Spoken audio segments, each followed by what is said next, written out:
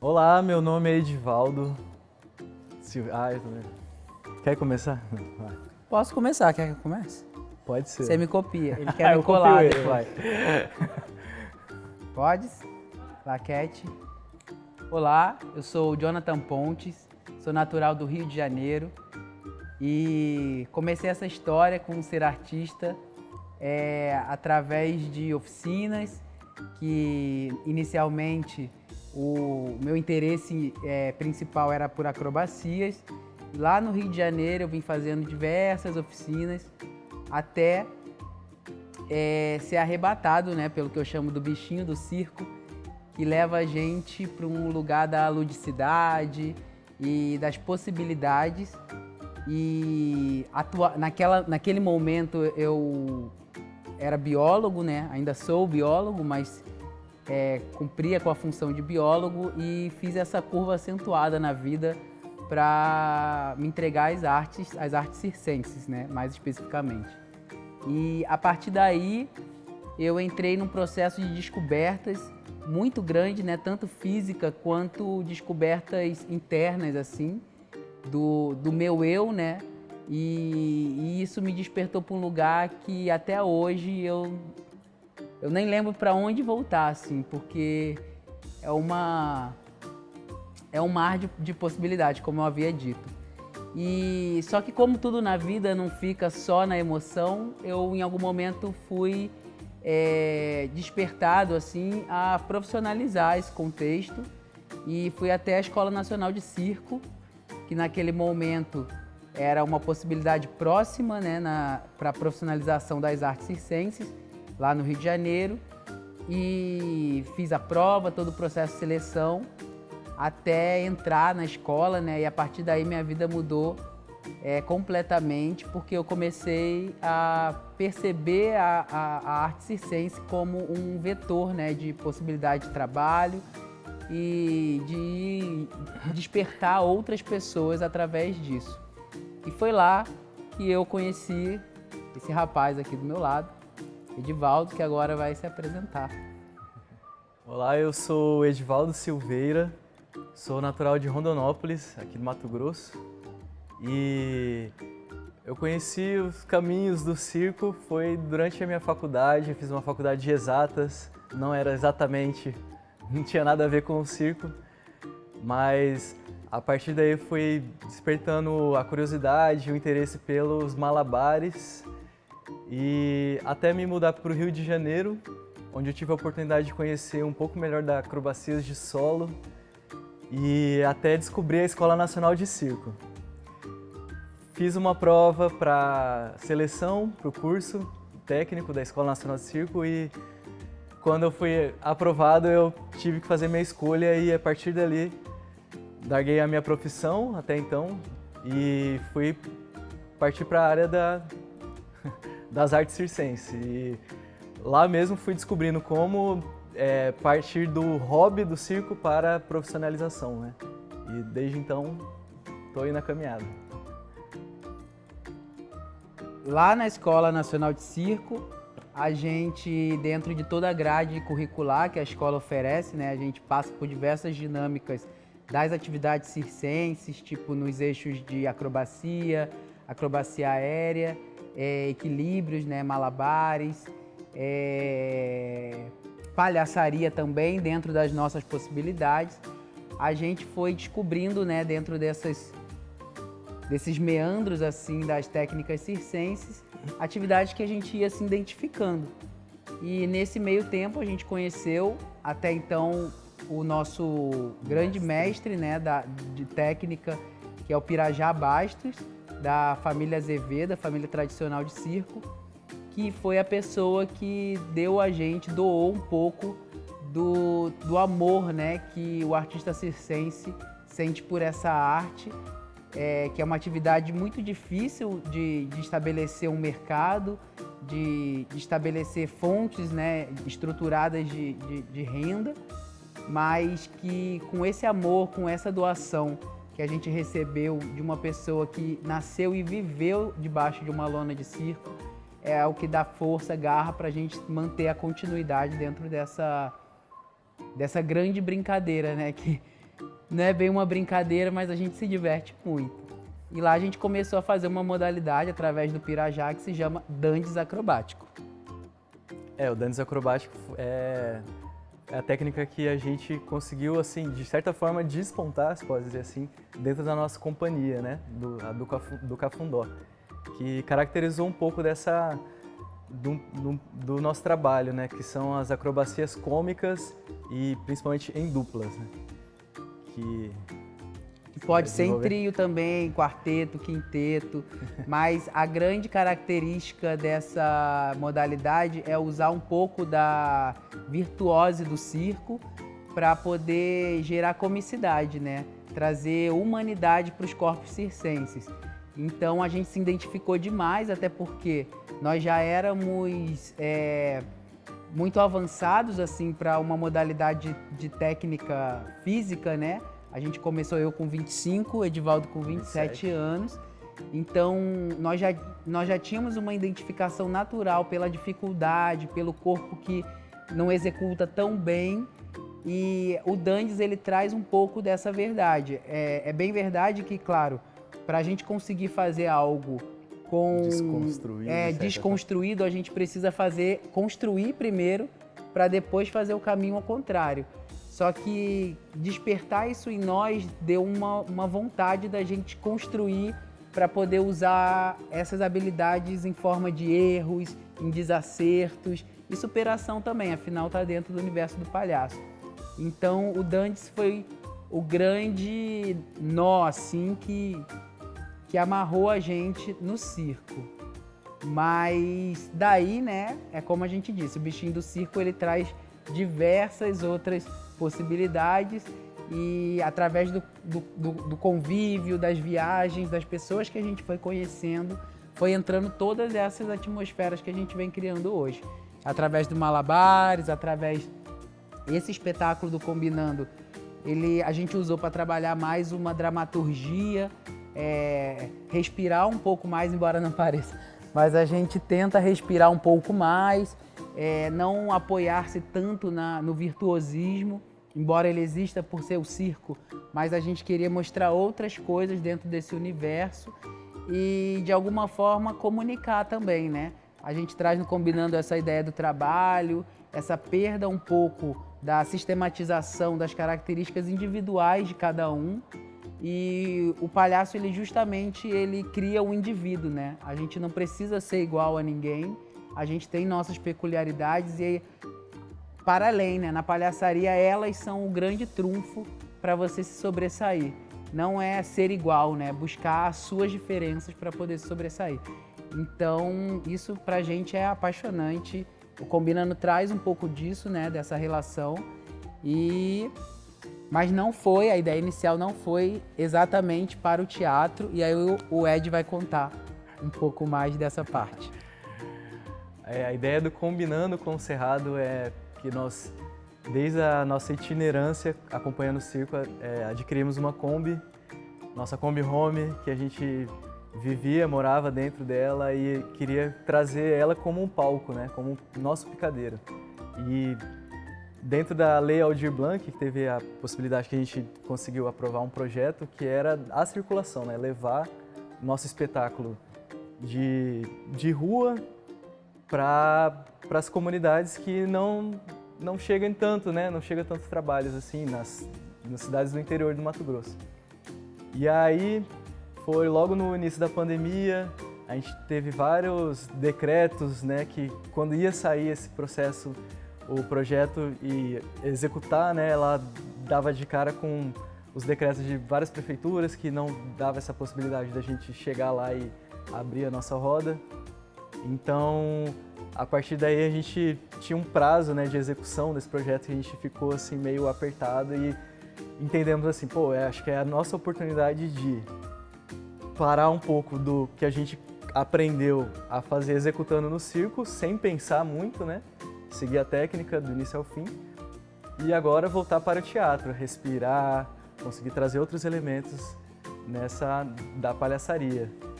Então foi uma oportunidade que ou não, a pandemia nos trouxe, né? De trazer nossa forma de trabalhar para o teatro. Uma novidade pra gente. Sim. E não deixa de ser uma característica do circense, né? Que é uma arte que sempre está se moldando às situações, atravessando o tempo dentro das respostas, né, sociais ao que está acontecendo no momento.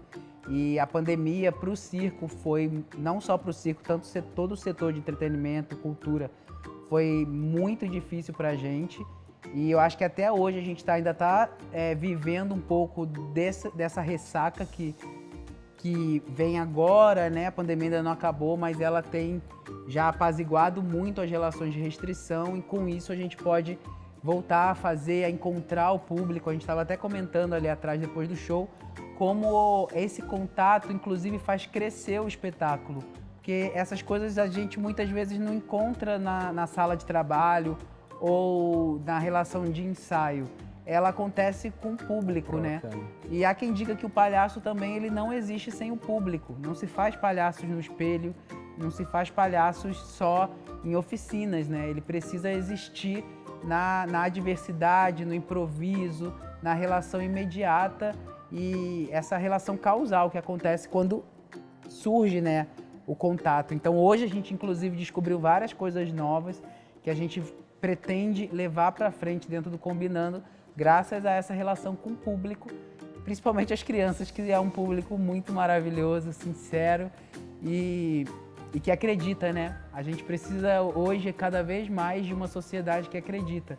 A gente anda muito cético, muito desmotivado por conta de toda a pressão que a gente sofre, e isso não foge à compreensão de ninguém, mas a gente ainda tem um universo infantil, que é o lugar onde tudo ainda é possível, e graças a elas a gente descobre um monte de coisa nova todo dia. Isso é muito, muito legal pra gente, pro nosso trabalho também.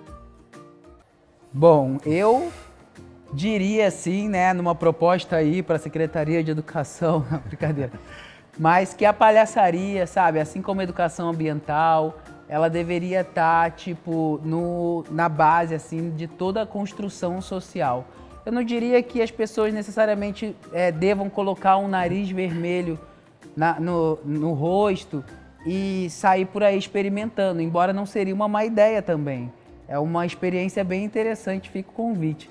Mas eu diria que os preceitos que a palhaçaria aborda, eles são preceitos muito elementares para a nossa vida humana. A nossa vida humana ela depende de comunicação e principalmente de força de cooperação.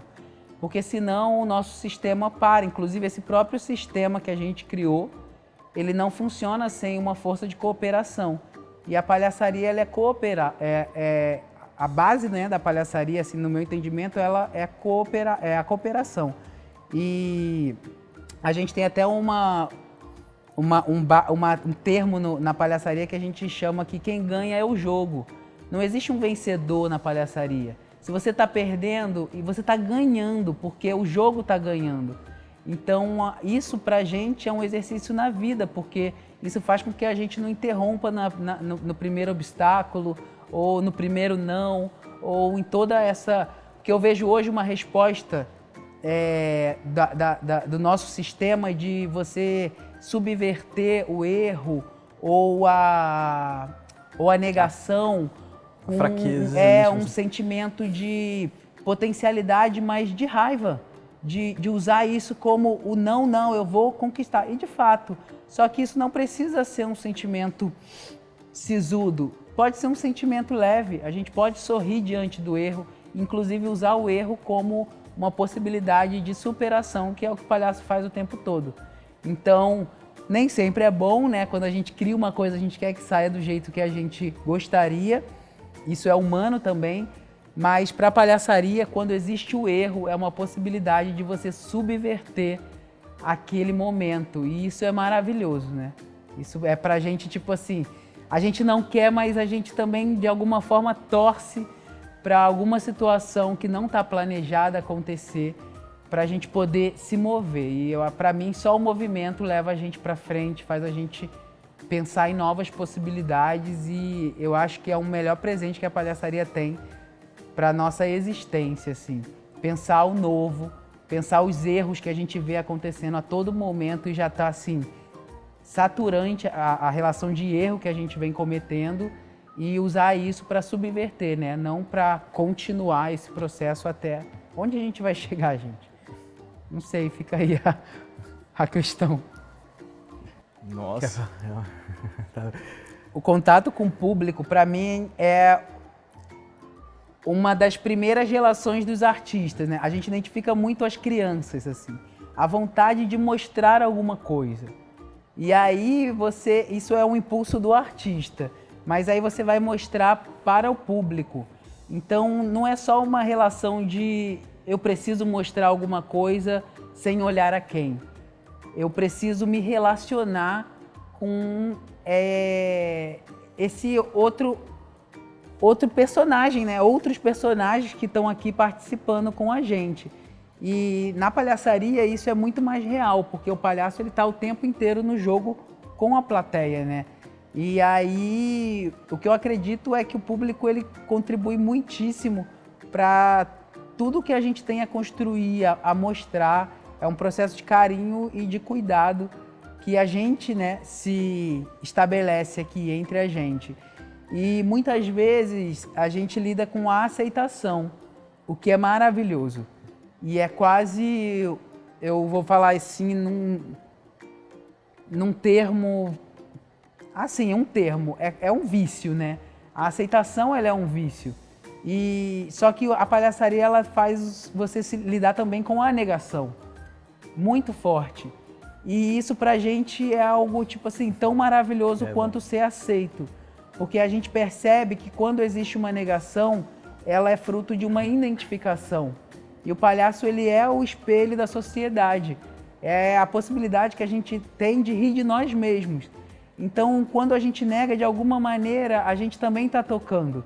Então, quando tem uma negação, quando alguém fala, ele é mau, ele é não sei o quê, você é bobo, isso também é uma identificação, porque a gente vive esses jogos sociais frequentemente. Alguém negando, alguém não deixando, alguém se sobrepondo a você.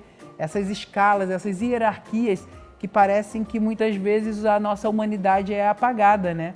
Tipo assim, poxa, nós somos tão parecidos, só que numa relação de hierarquia você é tão maior, eu sou tão menor, e o palhaço usa esse diminuto para poder ganhar.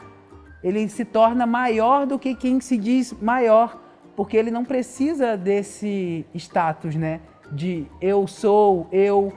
Ele está sempre no lugar do rejeitado, do bobo, do tonto, e através disso que ele usa para poder subverter e crescer mais do que quem está ali, né? Tipo, o homem poderoso, né? Porque hoje até tem um palhaço que chama Ezio Magalhães, que ele tem um espetáculo maravilhoso que ele fala isso, que antigamente o homem, para ser poderoso, ele tinha que ser forte. Hoje ele só precisa de um patiló, tipo, de um paletó, né? E é essa sociedade que a gente vive, né? Esse empoderamento auto-relatado. Eu sou o grande. E o palhaço, ele não precisa disso. Ele faz com que o público diga, ele é o maior, porque eu digo isso, né? E não você que está dizendo que você é o tal. Então, para mim, são exemplos assim, tipo, mais que claros, não tem abstração nenhuma de como a gente pode usar a palhaçaria, o universo do palhaço, de uma maneira até didática de lidar com a própria vida, né? Porque a gente precisa também lembrar algumas vezes, a gente esquece, Pequeno Príncipe, né? Não se esqueça, não se esqueça. Segura ali, porque a infância acompanha a gente para todo sempre, até a hora que a gente deixar esse plano, esse espaço aqui. Gente, o Sesc salva, salva os artistas.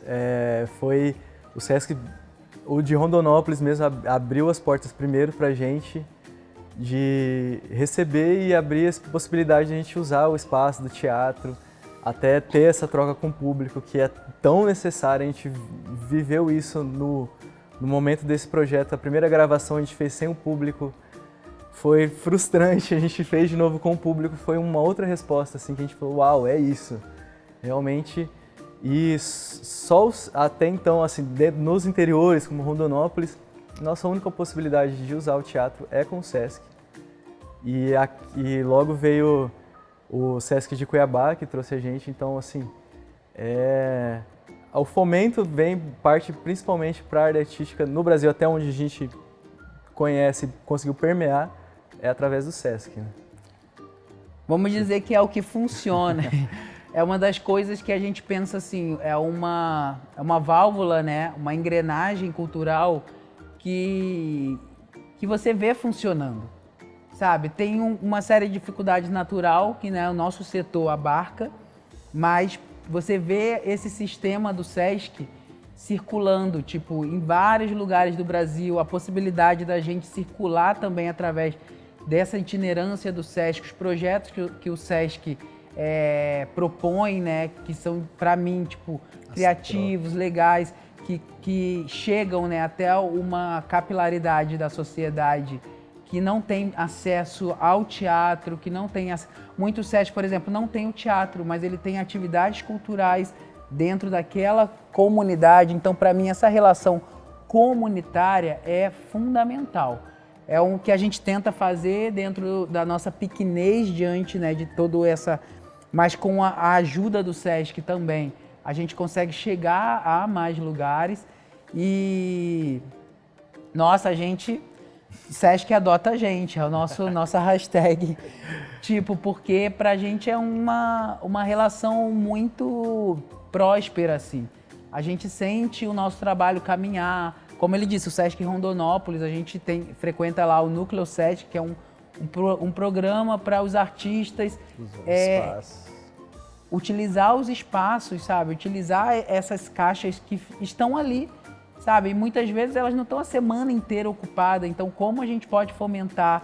Porque eles entendem a importância que é pra gente. Por exemplo, essa corda, não sei se está pegando, mas pra gente colocar ela em qualquer outro lugar que não seja numa estrutura que comporte essa relação de peso, de segurança, é uma dificuldade. Então, por exemplo, a corda a gente só consegue ensaiar quando a gente vai no Sesc, no caso em Rondonópolis. E aí, fora isso, é alguma das coisas que, tipo, essa relação alimenta muito. E para mim o trabalho comunitário é o grande enlace, assim. O Sesc, tipo, ele tem muita sensibilidade de entender o que existia ali, até onde eu tô, não sei se eu tô falando besteira, mas é uma percepção individual, que ele consegue ter a sensibilidade de ver o que existia, como aqui, o Sesc é Arsenal. Você cruza as relações, né? Você entende que é um Sesc, mas você entende que é uma história que existia nesse lugar e que ela acontece até hoje. Então, para mim, isso é muito legal, assim, muito legal o que o Sesc faz. Em outros lugares do Brasil, a gente já teve a oportunidade também de frequentar o Sesc e é bem interessante. Fora as coisas de férias, as atividades, as aulas, enfim, ele fomenta muito na comunidade, isso é bacana demais. Parabéns, Sesc, parabéns pelo projeto aí que vocês estão implementando agora também, Conexão Cerrado, que é muito bacana, a gente está muito feliz e vai acompanhar nossos amigos que também estão na programação. A gente quer ver todo mundo participar.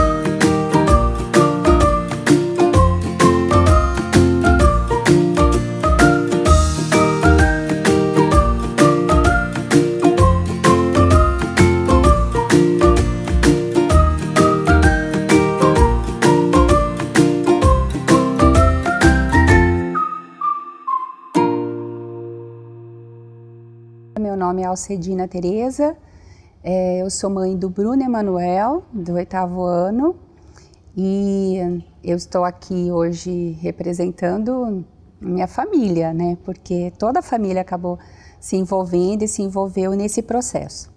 Então, eu me chamo Ana Cristina, eu sou mãe do Tiago Silva. A minha experiência com a escola já é desde a pré-escola, né? Antes em uma outra escola da pedagogia Waldorf, e desde os 6 anos do Tiago na Brasilis. Meu nome é Juliana, eu sou mãe da Rafaela Porcionato, do 8º ano. A minha filha é aluna da pedagogia desde sempre, ela entrou na escola, eu acho que com 2 anos de idade. Eu me chamo Carolina Marchiori, sou mãe do Matheus, aluno do 8º ano do Colégio Brasilis. E o que eu tenho a dizer é que eu tenho muito orgulho do meu filho e de todo esse trajeto que a turma dele percorreu. Eu acredito que eu tenha colocado esse vestido um pouco inconscientemente, mas foi o que está acontecendo com a minha família, né? Que é esse processo de transformação mesmo, de aprender, sair desse individual, cada um na sua casa, né? Que a pedagogia Waldorf traz, que é você fazer parte do todo, você trazer a sua contribuição e ir somando. Então, nesse processo, eu me senti muito responsável de estar junto com meu filho, porque para ele foi um processo, está sendo um processo muito desafiador, de superações, de construções internas, né? E desse trabalho coletivo tão intenso que o teatro provocou nele, na transformação dele, né? Esse teatro, para mim, é o cume do 8º ano, né? E um momento de bastante transformação, tanto para as crianças que participam, como para os pais que acabam sendo envolvidos, né, nesse grande trabalho. E eu acho importante dizer isso, e nesse momento do teatro, porque a escola, ela faz com que a gente viva esse momento e perceba o quanto isso é importante e o quanto isso está faltando hoje para nós como sociedade, para a nossa cultura. Hoje nós vivemos em um tempo que essa cultura do cooperar, da associação, que é o caso da escola, ela está na moda, mas ela não está em prática, né? Ela é moda, você escuta ela em todos os discursos, né? Por aí, e as escolas muitas se propõem a isso, mas o que a gente percebe na pedagogia é que, principalmente na escola, né, que eu estou falando da escola, do Colégio Brasilis, é que eles vivenciam isso, a gente é possibilitado aos pais vivenciarem isso. E eu acredito que as crianças que passam por essa experiência vão ser pessoas melhores. Teve todo o preparativo, todos os pais se envolvendo na confecção de figurino, nos ensaios, né, da peça, em casa, tomando do filho. Mas com essa expectativa, eu pelo menos penso, já valeu. Só a trajetória já valeu, porque eles tiveram muitos desafios, né, de se pôr num personagem, de ajudar o colega, de trabalhar em grupo, de construir o cenário, construir todo esse ambiente, né? E eu, enquanto mãe, colaborando nos bastidores, nos detalhes, né, apoiando esse processo, aprendendo também esse processo coletivo junto com os outros pais, entendendo, cada um contribuindo com a sua habilidade, com a sua disponibilidade, com a sua vontade de fazer, de estar presente, né? E isso foi se tornando cada vez mais forte, no sentido da gente se dar as mãos mesmo, por um propósito maior, que é o final, que é o espetáculo, e esse final vai simplesmente expressar o que cada um construiu durante esse processo, né? E o meu desejo é que cada uma dessas crianças voem, né, como borboletas livres e sintam isso e levem essa experiência, tudo que o teatro proporciona para suas vidas mesmo, né, para suas vidas, assim como eu estou me sentindo transformada. E perceber também que os pais acabaram tendo que se envolver para que tudo isso pudesse acontecer. Como a Alcedina disse, cada um doando da sua forma, né? Da sua maneira, mas todos participando. Isso é importante porque a gente vê um acontecimento bastante diferente das outras escolas ditas como tradicionais, né? Que acontece basicamente dentro dessa pedagogia diferente, que é a pedagogia Waldorf, mas de um valor muito grande. Acho que para todos que participam e que estão participando nesse momento. É uma possibilidade que eu não vejo em outras escolas. Essa do cooperar, essa de fazer junto, de uma construção que a família participa tão ativamente, né, como vocês vão ver nos outros depoimentos, que a gente faz o figurino. Muitas aprenderam a costurar, a cortar, a pintar enfim, acaba construindo junto e isso eu acho que é uma construção que é para sempre. Então, eu tenho muito orgulho disso, da escolha que a gente fez para o nosso filho, para os nossos filhos, na verdade. É o segundo teatro que a nossa família participa. Eu tenho um filho que participou em 2019, né? O Davi.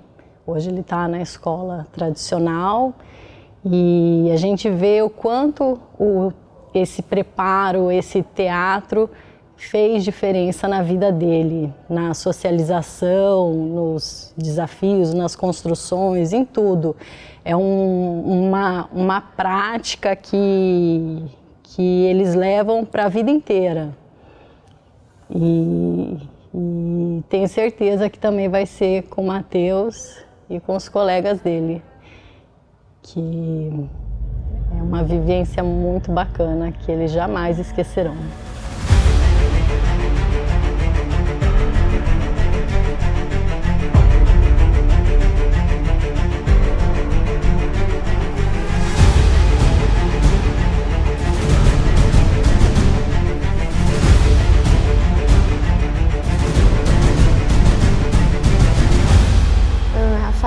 Meu nome é Henrique. O meu nome é Letícia. Meu nome é Leonardo Henrique. Meu nome é Letícia. Meu nome é Thiago. Meu nome é Ana Luísa. Eu sou o Matheus. Eu tô no 8º ano. Meus personagens é o Capitão da Inquisição e o Don Quixote. E eu gostei bastante de fazer o Don Quixote porque ele seria o Don Quixote, o Cervantes e o Alonso Quijano, que são basicamente a mesma pessoa, né? E eu gostei bastante porque eles vão mudando assim de... como fala? Do jeitos deles. Ele pega e tem um momento que ele tá com medo, aí depois ele vira uma pessoa corajosa que enfrenta todo mundo. Aí depois ele vira um louco, uma pessoa sensata e ele muda bastante assim o jeito dele. Aí eu gostei bastante de fazer ele. Meu irmão mais novo, mais que me ajudou, porque meu irmão mais velho estava bem ocupado. E de vez em quando eu passava com ele ou com minha mãe também ajudou bastante. Aí também passa muito nervoso, né, essas coisas. E o que deu assim, o que me inspirou bastante foi que meu irmão mais velho, ele já fez a peça do 8º ano, né, que na minha escola todo 8º ano a gente faz uma peça. Aí meu irmão já passou do 8º ano e ele fez uma peça e ele disse que foi bem importante para a vida dele, que foi algo único, né? E que é algo que ajudou ele a perder assim, a vergonha em vários lugares, se expressar melhor. E por isso eu fiquei bem animado em fazer a peça. eu tô com uma expectativa bem grande e tô muito nervoso por causa disso. Eu já, assim, eu me apresentei, mas foi, assim, aquelas apresentações, assim, só família, assim, os negócios assim. Nunca num lugar tão grande, assim, com tanta gente. E isso me deixa muito nervoso e com medo de errar, mas eu acho que eu vou me sair bem. Eu faço a Antônia, que é a sobrinha de Don Quixote, e a criada, que é a criada de Antônia. Eu acho que a Antônia ela é calma e a criada eu acho que ela é mais alegre. Eu tô ansiosa e também tô nervosa, mas eu acho que vai ser bom. Tipo assim, eu sou tímida e eu acho que eu tô me soltando mais por causa do teatro. Eu tô no 8º ano e eu faço a Aldonza. A Aldonza ela é uma mulher decidida, ela é firme e ela é decidida no que ela quer fazer. Ela é como se fosse uma sobrevivente, porque onde ela trabalha, não sei se ela mora, as pessoas elas abusam dela e digamos que da boa vontade dela.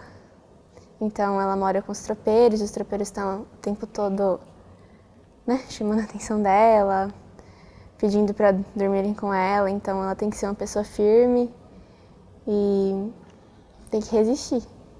Então, para mim, a Aldonza é como se ela fosse uma sobrevivente. Eu tô com umas expectativas lá em cima, porque é muito bom estar aqui. Então, eu acho que, se depender disso, vai dar tudo certo. Eu tô no 8º ano, o nome da peça é O Homem de La Mancha e eu vou fazer o Capitão e o Duque. O Capitão é o Capitão da Inquisição, que é o homem que executa as pessoas, basicamente. E o Duque é um preso que tem mais ou menos uma hierarquia na prisão e ele tá mais acima. A peça é sobre o Cervantes, que é o escritor de Don Quixote, que foi preso e faz um teatro como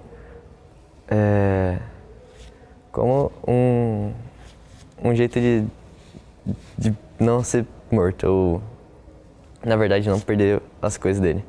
Foi bem interessante, principalmente a parte da música, que eu achei bem legal.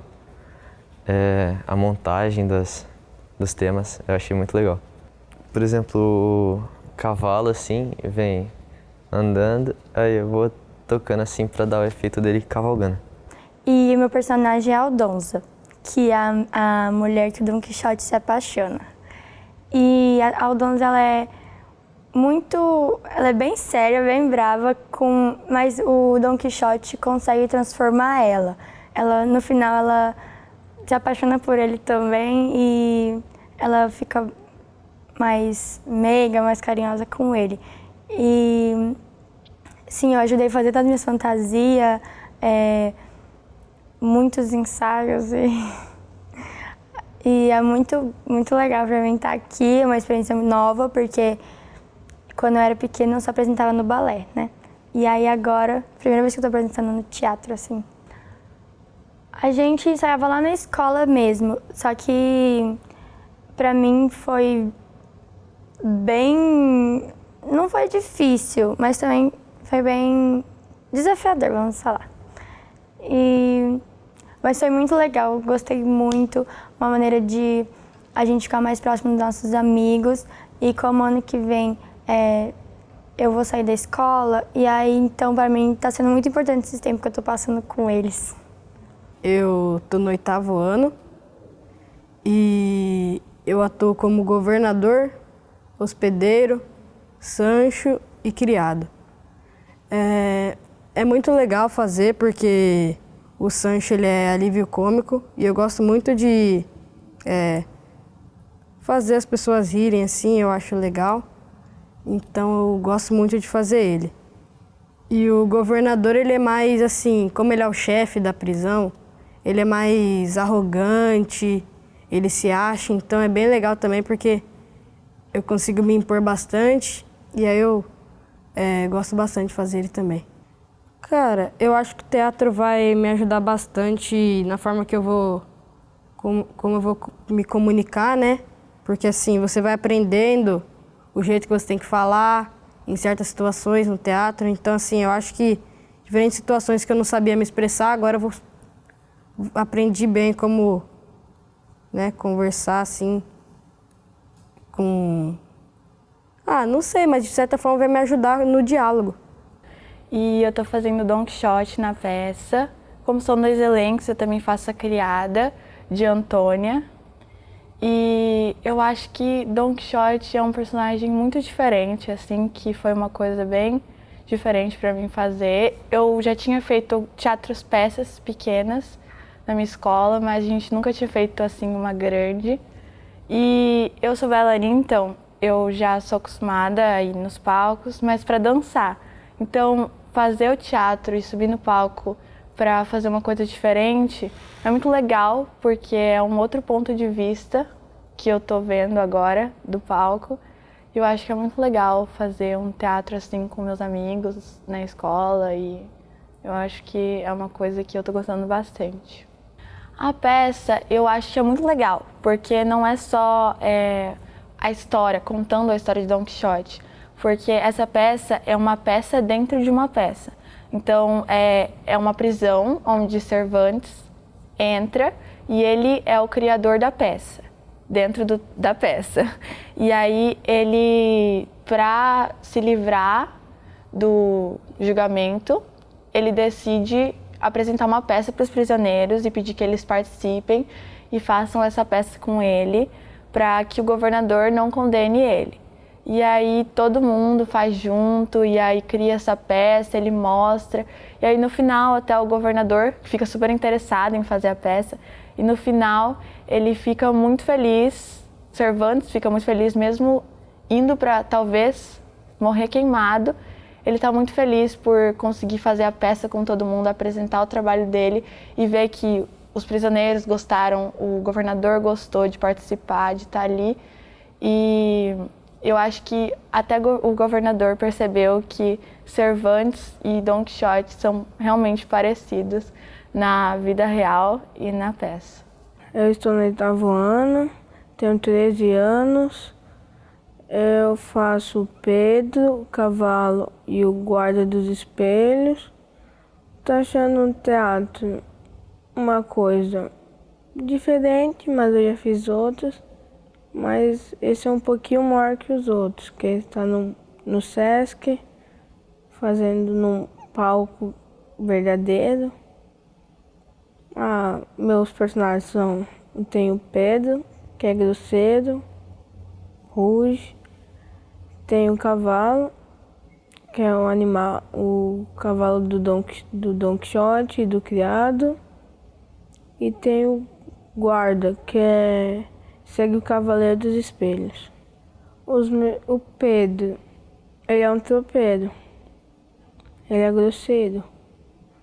Mas eu acho que ele é grosseiro porque ele viaja muito, fica muito longe da família. Não tem muita coisa para fazer. O cavaleiro, não, guarda dos espelhos.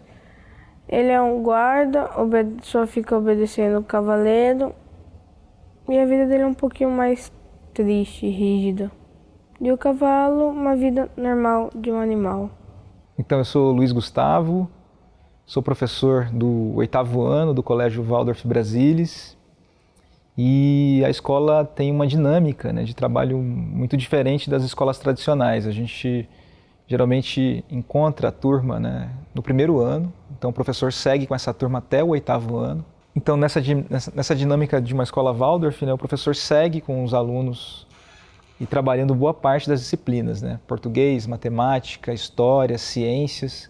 E essas disciplinas são trabalhadas em épocas de 1 mês, mais ou menos. Então, são 4 semanas trabalhando um assunto de forma mais dedicada do que outros, né? Então, digamos, são 2 aulas pela manhã focada em geografia. E aí as outras aulas, eles trabalham enfim, costura, crochê, artes plásticas, né, desenho, pintura, também educação física, enfim, as demais disciplinas com outros professores, né? Então o professor de classe conduz aquelas disciplinas curriculares mais tradicionais, né? Eu encontrei a turma no 6º ano, né? Fui chamado a ser professor da turma no 6º ano. Então estou no 3º ano como professor de classe e diante desse desafio que foi construir o teatro do 8º ano. Nós, como é uma prática corrente na pedagogia, no 8º ano eles apresentam uma peça para um público maior. Algo que eles vêm fazendo durante toda a jornada deles, né? Desde o 1º ano. Eles então apresentam espetáculos para a turma ou para as turmas vizinhas, né? E também para familiares, mas já crescem sabendo dessa responsabilidade, né? Enfim, desse desafio que é apresentar um espetáculo para uma comunidade ainda maior. E eles vêm sendo preparados desde sempre, né? Eles têm aulas de música desde muito pequenos, a maioria toca flauta, alguns tocam violão, outros se dedicaram a outros instrumentos, né? E principalmente ao canto. Então, a escolha do espetáculo O Homem de La Mancha tem a ver com uma escolha do ano passado. Então, no ano passado, quando eles estavam no 7º ano, eles leram o livro Dom Quixote de La Mancha, e ali acendeu, né, a partir do envolvimento deles, dos trabalhos que eles fizeram, dos desenhos, né, acendeu a ideia de montar esse espetáculo com eles esse ano. E a adaptação que eu recebi é um musical, né, que foi montado na década de 60 nos Estados Unidos, um dramaturgo americano chamado Dale Westerman. E na tradução para a língua portuguesa, quem faz a trilha é o Rui Guerra e o Chico Buarque. A gente acabou trazendo algumas canções, né? Principalmente a Missão Impossível, que é cantada pela Bethânia, e eles fizeram uma versão para essa peça muito bonita, conduzidas pelo professor John Stewart. Então, a escolha de fazer um musical, né? Tem esse desafio, né? De ser cantada, né? E a gente decidiu fazer também porque eles, desde muito cedo, têm aulas de canto e são muito aplicados nessa aula. Bom, o espetáculo, então, conta a história do próprio Miguel de Cervantes, que acaba sendo preso pela Inquisição. E diante dessa prisão, né, ele está ali na expectativa de viver o seu julgamento. Só que dentro da prisão ele encontra pessoas que querem saber quem é esse prisioneiro, né? Quem é esse escritor, poeta, essa pessoa que se anuncia como uma profissão muito diferente das demais, né? E lá dentro ele acaba explicando, né? E para não fazer uma explicação cartesiana e fria, ele acaba propondo que os prisioneiros, né, assumam papéis e ajudem ele a construir uma peça. Então ele conta a situação dele e a vida dele, né? E de certa forma resumindo a vida dele a essa grande obra. A gente sabe que o Miguel de Cervantes escreveu várias peças durante a vida e obteve grandes fracassos, né? Mas essa última, que ele já escreveu no final, ele acabou obtendo um certo sucesso em vida. Então ele se coloca diante dessa situação e monta um espetáculo teatral dentro da prisão e convoca os prisioneiros a atuarem, né? Então acho que essa é uma mensagem importante que o espetáculo traz, né? Então essas pessoas que estão colocadas, né, de certa forma à margem da sociedade, né, têm uma possibilidade de respirar e de se nutrir de outras coisas, né, da música, das artes plásticas e principalmente da literatura. Então ali eles estão vivenciando a literatura, e talvez a maior obra, essa obra que delimita, né, a produção da literatura moderna, né, que é O Homem de La Mancha.